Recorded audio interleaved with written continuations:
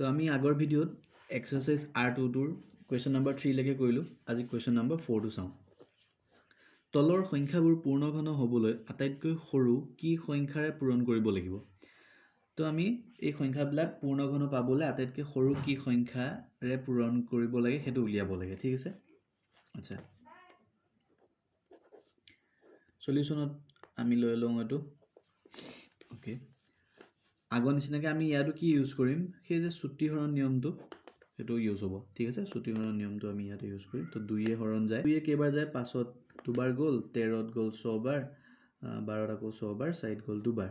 ঠিক আছে? 2 দিলোঁ, এইটোত এবাৰ, এইটোত 3, এইটোত 3, এইটোত 1, এইটো পালোঁ। এতিয়া ইয়াক কিহেৰে হৰণ যাব? 2 নাযায়, 3ও নাযায়, 3 3 6, 7 8 হ'ব, 3 নাযায়, 7ৰে চোৱা যায় নেকি? অনলি এইটো থকা হৈ গ'ল হয়, একটা এক্সট্ৰাকৈ আছে, নাযায়। 7ৰ পিছত আহি গ'ল 11, মৌলিক সংখ্যাবিলাক ল'ব লাগে, গতিকে 7ৰ পিছৰ মৌলিক 11ত যায় 13ত যাব 11 এবাৰ, দেন 23 হ'ব, তো 23ত যাব 2 বাৰ, 22 হ'ল, অ'কে। তো 11 যায়, ঠিক আছে? চ' 11 13ত গ'ল এবাৰ, 23ত গ'ল 2 বাৰ, দেন 11ত গ'ল আকৌ এবাৰ, 121 পালোঁ। আৰু আমি জানো যে 121টো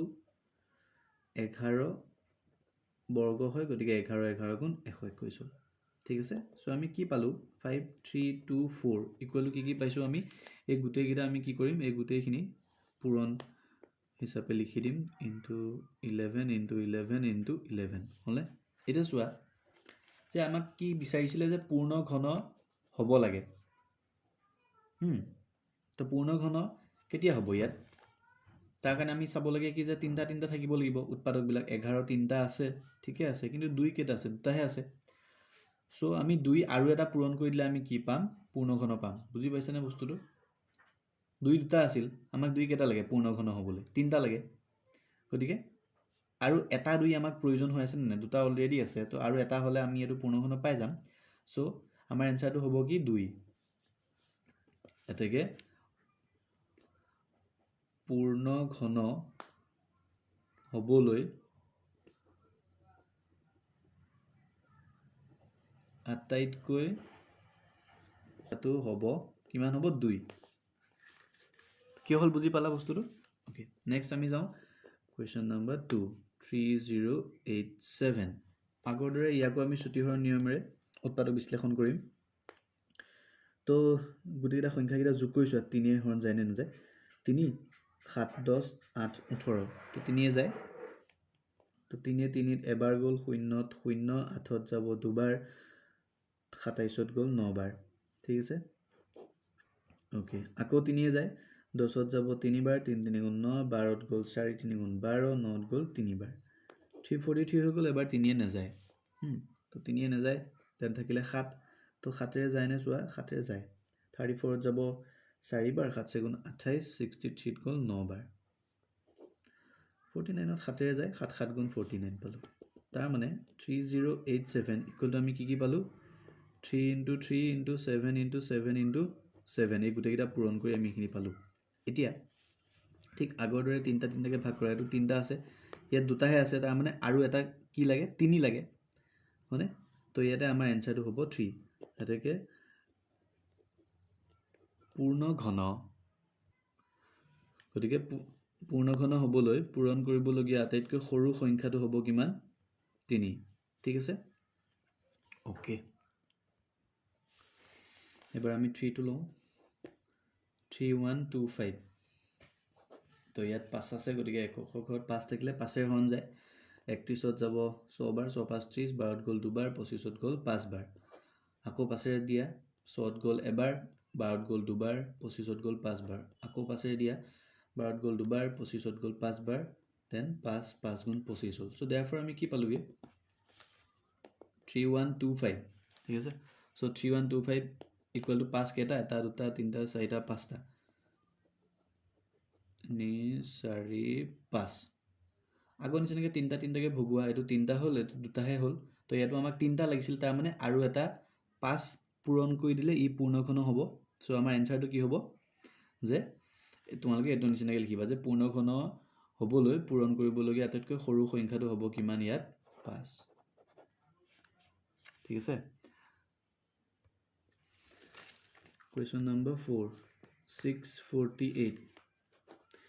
ইয়াক আমি 2ৰে দিব পাৰোঁ 6ত গ'ল 3বাৰ 4ত গ'ল 2বাৰ 8ত গ'ল 4বাৰ আকৌ 2ৰে দিয়া 3ত এবাৰ 12ত গ'ল 6বাৰ 4ত গ'ল 2বাৰ আকৌ 2 দিয়া এটোত 8বাৰ 2ত গ'ল এবাৰ হ'লে এতিয়া ইয়াক আৰু 2ৰে নাযায় তো এতিয়া 3 দি দিওঁ 8 একে 9 হৈ আছে গতিকে 9ক 3 হৰণ যায় সো এটুকু যাব 3 8ত যাব কেইবাৰ 2বাৰ 3 গুণ 6 21ত গ'ল 7বাৰ আকৌ 3 দিয়া 9 3 গুণ 27 হৈ গ'ল দেন 3 3 গুণ 9 ঠিক আছে সো আমি 648 ইকুৱেল টু কি পালোঁ যে 2 into 2 into 2 2 3টা আছিল 3 কেইটা 1 2 3 4টা into 3 into 3 into 3 3 4টা পালোঁ হ'লনে আগৰ নিচিনাকৈ চোৱা 2 3টা ঠিকে আছে 3 3টা ঠিকে আছে এফালে 3 এটাহে আছে তো ইয়াতো আমাক 3 কেইটা লাগিছিল 3টা লাগিছিল নে নাই ইয়াতো 3 আমাক 3টা লাগিছিল আমি পালোঁ এটা কেইটা কমি আছে দুটা 3 কমি আছে এইখিনিত এটা 3 এইখিনিত এটা 3 হয়নে আৰু সেই 3 কেইটা এনেকৈ পূৰণ হৈ থাকিব এই দুটা 3 কমি গ'ল তাৰ মানে কিমান কমিল আমাৰ 3 3 গুণ কিমান কমিল 9 তো আমাৰ এনসাৰটো আহিব এইটো আই হোপ তোমালোকে বুজি পাইছা যেহেতু 3টা বস্তু লাগে আমাক 3টা 3 লাগে আমি এটাহে পাইছোঁ তো কেইটা নাই দুটা নাই সেইটো কাৰণে এই দুটা পূৰণ কৰি দিলে ই পূৰ্ণ ঘন হ'ব তাৰ মানে 3 দুটা পূৰণ কৰা মানে কিমানে পূৰণ কৰে 9 3 3 গুণ 9 ঠিক আছে সো পূৰণ কৰিবলগীয়া আটাইতকৈ সৰু সংখ্যাটো হ'ব কিমান 3 দুটা পূৰণ কৰিব লাগিব তাৰ মানে 3 3 গুণ 9 শেষ আমাৰ ঠিক আছে সো আই হোপ বুজি পালা তোমালোকে কিবা যদি ডাউট থাকে তেনে কমেন্ট সেকশনত মোক সুধিবা ঠিক আছে ওকে এবাৰ কোৱেশ্যন নম্বৰ 5 সো 5 টোত কি দি আছে যে এটা পূৰ্ণঘন পাবলৈ আটাইতকৈ সৰু কি সংখ্যাৰে তলৰ সংখ্যাকেইটা হৰণ কৰিব লাগিব আগৰ কুৱেশ্যনটোৰ সৈতে অলমোষ্ট সেম খালি আগতে কি সুধিছিল আমাক এইটো পূৰণ বুলি কৈ দিছিল এবাৰ আমাক হৰণ বুলি দিছে তো নিয়মটো একে থাকিব খালি কি চেঞ্জ হ'ব তোমালোকে অংকটো কৰিলে বুজি পাবা ঠিক আছে সো সলিউশনত আমি 1 টো লৈ লৈছো যে 10368 তো নিয়মটো কি আছিল যে আমি ইয়াক ছুটি হৰণ নিয়মেৰে উৎপাদক উলিয়াম তো এককৰ ঘৰত 8 আছে যুগ্ম গতিকে 2 ৰে যায় 10ত দিম আমি 5 বাৰ 3ত গ'ল এবাৰ 16ত গ'ল 8 গুণ 16 দেন 4 বাৰ ঠিক আছে 2 এ দি দিয়া এটো 5ত গ'ল 2 বাৰ 11ত গ'ল 5 বাৰ 18ত গ'ল 9 বাৰ 4ত গ'ল 2 বাৰ আকৌ 2 এ দিয়া এটোত এবাৰ 5ত গ'ল 2 বাৰ 19ত গ'ল 9 বাৰ 12ত গ'ল আমাৰ আকৌ 6 বাৰ 2 এ দি দিলোঁ এটোত গ'ল 6 বাৰ এটোত 3 দুগুণ সৰি এটোত যাব কিমান 4 4 দুগুণ 8 হৈ গ'ল 16ত গ'ল কেইবাৰ আমাৰ 8 বাৰ আকৌ 2 এ দিওঁ 6ত গ'ল 3 বাৰ 4ত গ'ল 2 বাৰ এটোত গ'ল 4 বাৰ আকৌ 2 এ দিয়া 3ত গ'ল এবাৰ 12 হ'ল 12ত যাব কেইবাৰ 6 বাৰ 6 দুগুণ 12 4ত গ'ল 2 বাৰ আকৌ 2 এ দি দিওঁ এটোত গ'ল 8 বাৰ 16ত গ'ল 8 বাৰ 2ত গ'ল এবাৰ এটা 2 এ যাবনে আৰু নাযায় এক পালো যে 2 এ নাযায় তো এবাৰ দিম আমি 3 8 একে 9 তো 3 এ যায় এটোত যাব 2 বাৰ 8ত গ'ল 2 বাৰ 21ত গ'ল কেইবাৰ 7 বাৰ ঠিক আছে আকৌ 3 এ দিয়া এটো 9 বাৰ দেন 3 3 গুণ 9 তো এখানে আমাৰ শেষ ক্যালকুলেশনটো শেষ হৈছে সো देयरफॉर আমি 10368 ইকুৱেল টু কি পালোগে এই গুটেইখিনি আমি পূৰণ হিচাপে লিখি দিম দুই কেটা আছে 1 2 3 4 5 6 7টা 2 আছে তো 2 into 2 into 2 into 2 1 2 3 4 5 6 7 তাৰপিছত 3 কেটা আছে 1 2 3 4টা 3 into 3 into 3 into 3 আগৰ নিচিনাকৈ আমি তিনটাকে ভগাম ঠিক আছে সো এটো তিনটা হৈ গ'ল ফলে এটো 2 3টা হ'ল আৰু এটো এটা 2 ৰৈ গৈছে এইখিনিত আকৌ এফালে 3 3টা ভগাই দিয়া এটো 3 হৈ গ'ল আৰু এফালে কি ৰল 3 এটা ৰল 3 এটা ৰল আৰু ইয়াত 2 এটা ৰৈছে এতিয়া আমাক খুদিছে যে কি সংখ্যাৰে হৰণ কৰিব লাগিব যাতে এটো এটা কি হয় পূৰ্ণ ঘন হয় আচ্ছা হৰণ মানে কি যে যিকিটা আমাৰ এক্সট্ৰা আছে সেইকিটা অতৰাব লাগে বুজি পাইছানে হৰণ মানে কি যে আমাক চোৱা পূৰ্ণ ঘন হ'ব লগা হলে এইকিটাটো লাগিব তিনটা থাকাকিটা ঠিকে আছে আমাক ডিস্টার্ব কোনে দি আছে এই 2টো কাৰণ ই অকলে আছে আৰু এফালে 3টো ই অকলে আছে গতিকে আমি এই দুটা অতৰাই দিলে আমি কি পাই যাম এই গুটেইখিনি এটা পূৰ্ণ ঘন পাম ঠিক আছে সো এই দুটা অতৰাবলৈ কি কৰিব লাগিব 2 আৰু 3 কি হৈ আছে পূৰণ হৈ আছে তাৰ মানে 2 into 3 হৈ আছে তো এইকিটা অতৰা মানে 3 দুগুণ 6 6টো আঁতৰাব লাগিব ইহঁতৰ পৰা দ্যাট মিন্স 6টো আমি কি কৰিব লাগিব হৰণ কৰি দিলে হৈ গ'ল সো আমাৰ এনসাৰটো আহিব কিমান 6 ঠিক আছে সো এটাকে যে পূৰ্ণ ঘন হ'বলৈ হৰণ কৰিবলগীয়া সংখ্যাটো হ'ল কিমান হ'ব 2 ইনটু এটো 3 হলে তাৰ মানে কিমান পালো 3 দুগুণ 6 ওকে তো নেক্সটটো কিমান আছে আমাৰ 2 নম্বৰটো 2187 তো আমি 2187 টো লৈ ললো এতিয়া এটো কিহে হৰণ যায় চোৱা 2 এটো নেযায় কাৰণ একৰ ঘৰত 7 আছে অযুগ্ম তো 3 এ যায় নেকি চোৱা 2 একে 3 7 এ 3 10 8 18 তো 3 এ যায় 3 এ দি দিয়া 21 কেবাৰ 7 3 গুণ 21 8 যাব 3 এ দুবাৰ 3 গুণ 6 হ'ল 27 যায় 9 7 9 3 গুণ 27 এটুক আকৌ 3 এ যায় গতিকে 3 এ দিয়ে 7 যাব দুবাৰ 12 গ'ল 4 বাৰ 9 গ'ল 3 বাৰ আকৌ 3 এ যায় তো 3 এ 24 যায় 8 বাৰ 8 3 গুণ 24 3 গ'ল কেবাৰ এবাৰ হনে আকৌ 3 দিয়া 27 পাম 3 দিলে এবাৰ 9 পালো দেন 3 হলে এখিনিত 3 হৈ যাব ঠিক আছে গতিকে 2187 তো আমি কি পালোগে 3 কেটা পাইছো চোৱা 1 2 3 4 5 6 7টা 3 পাইছো 3 into 3 3 3 চাৰিটা হৈছে 5 6 7 ওকে 7টা 3 পালো এতিয়া আমাৰ নেক্সট কামটো কি হ'ব যে আমি ইহঁতক 3টা 3টাকে ভগাম এটো 3টা হৈ গ'ল ইয়াৰ পৰা এটো 3টা হৈ গ'ল এটো এক্সট্ৰাকে ৰল তো যেটো এক্সট্ৰাকে ৰয় সেইটো আমি কি কৰি দিব লাগিব হৰণ কৰিব লাগে তাৰ মানে আমাৰ এনসাৰটো কিমান আহিব 3 আহিব তো ই হৰণ কৰি দিয়া মানে 3 এটো এই গুটেটো হৰণ কৰা মানে এটো 3 কেনসেল যাব তাৰ মানে একিটা থাকিব সো একিটা থাকা মানে কি হ'ব পূৰ্ণ ঘন হ'ব আমাক হেতুৱে বিচাৰিছে আমাক হেতুৱে লাগে গতিকে আমি 3 হৰণ কৰি দিলে পূৰ্ণ ঘন হ'বলৈ হৰণ কৰিবলগীয়া সংখ্যাটো হ'ল কিমান 3 নেক্সট 3 নম্বৰটো আছে আমাৰ 5000 সো এটো তোমালোকৰ কাৰণে হোমৱৰ্ক থাকিলে এটো তোমালোকে কৰিবা কৰি পেলাই এনসাৰটো মোক কমেন্টত জনাবা মই এতিয়া 4 টো কৰি দিছো কিমান আছে 4 টো আমাৰ 8192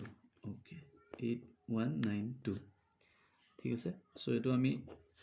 কিহে হৰণ দিব পাৰি 2 আছে গতিকে 2 ৰে যাব 8ত গ'ল 4 বাৰ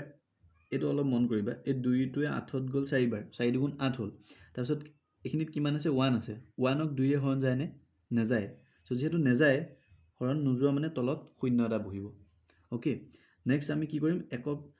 হৰণ নাযায় কাৰণে শূন্য বহিল তাৰ পিছত আমি এটো লৈ লম তাৰ লগত কি আছে 9 গতিকে এটো 19 হ'ব এটোটা মিলি 19 হ'ল এতিয়া 19ক আকৌ 2 ৰে হৰণ কৰিম তো 19ত 2 ৰে কেবাৰ যাব 9 বাৰ গ'ল 9 দুগুণ 18 1 ৰল 12 হ'ল 12ত গ'ল 6 বাৰ বুজি পাইছা বস্তুটো এটো লাইন ইম্পৰ্টেন্ট খুব ইম্পৰ্টেন্ট ঠিক আছে তো আকৌ 2 ৰে দিয়া 4ত গ'ল দুবাৰ শূন্যত নেযায় শূন্য বহিল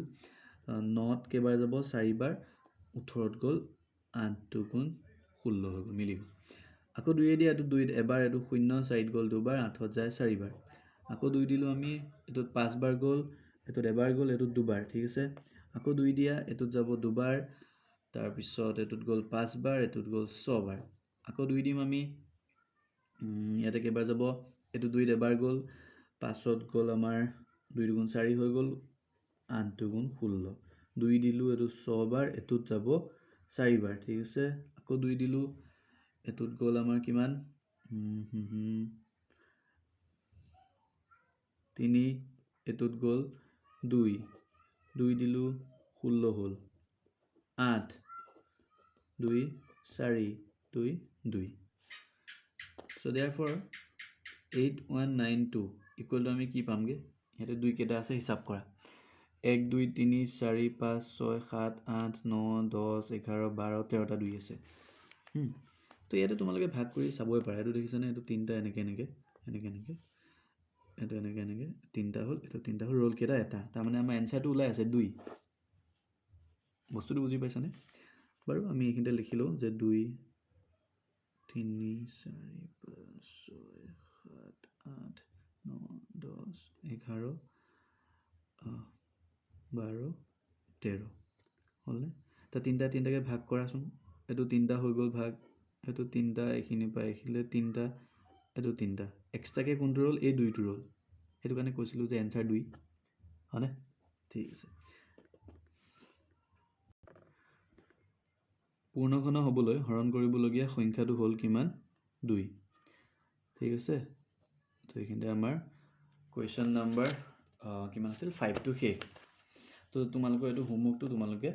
কৰিবা আৰু কমেণ্টত মোক জনাবা থেংক ইউ